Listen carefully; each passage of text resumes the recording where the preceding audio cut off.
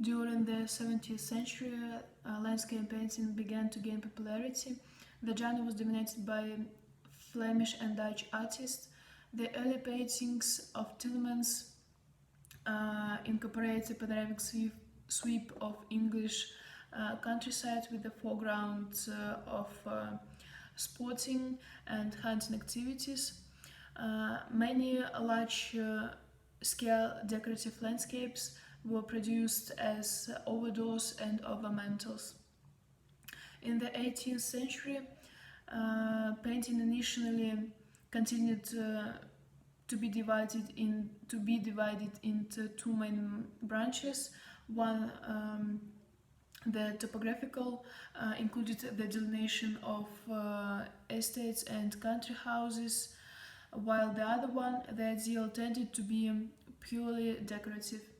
As Britain had no 17th century tradition of her own to build on, the main impulses on both branches, were continued to come from abroad, and the first stirrings of a native school were timid, imitative, and sporadic.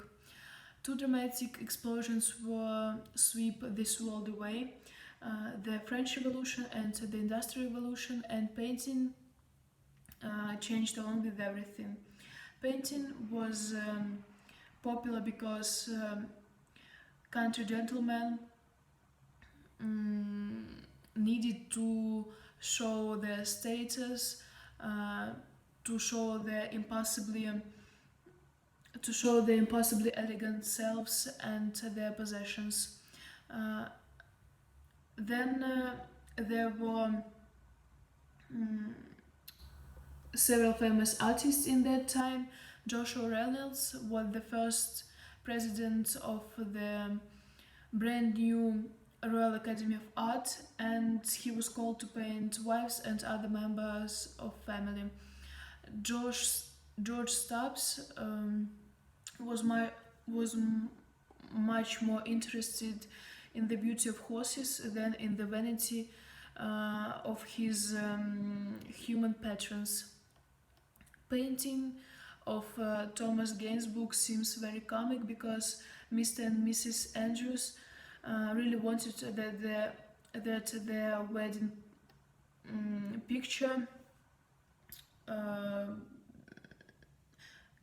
was painted out of doors to show people the extent of their property. So artists painted landscape, and he didn't concentrate on portraits. Thus, in the painting of British artists, in their paintings, British artists tried to immortalize English, a quintessential Englishness.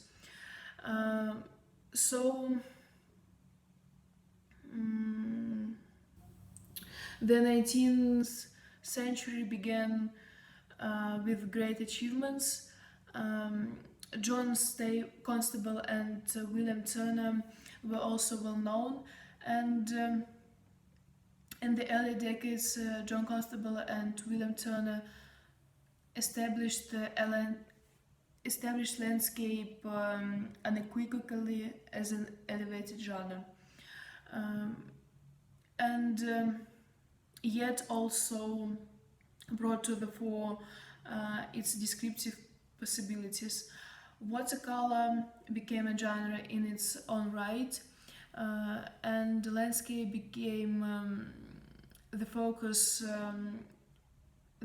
for regional schools, especially Norwich and Bristol. John Constable painted what he loved, and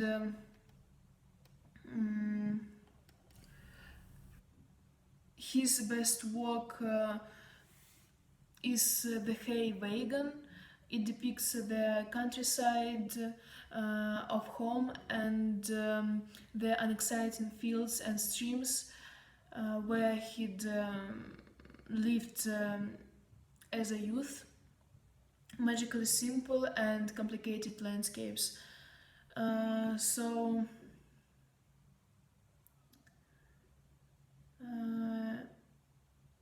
he captured the innocent countryside that reminds everyone what is lost, and it creates a perfect image of a rural life, crystal clear waters, and drowsy peace. This painting shows deep passion, love to his home. And as the painter, William Turner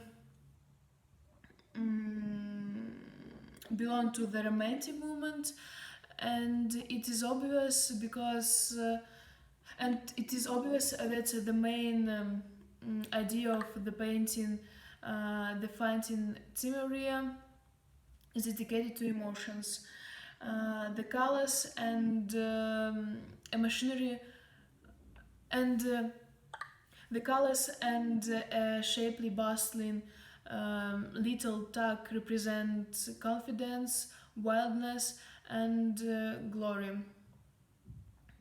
The painted admired machinery, so the Fountain Cimmeria is likely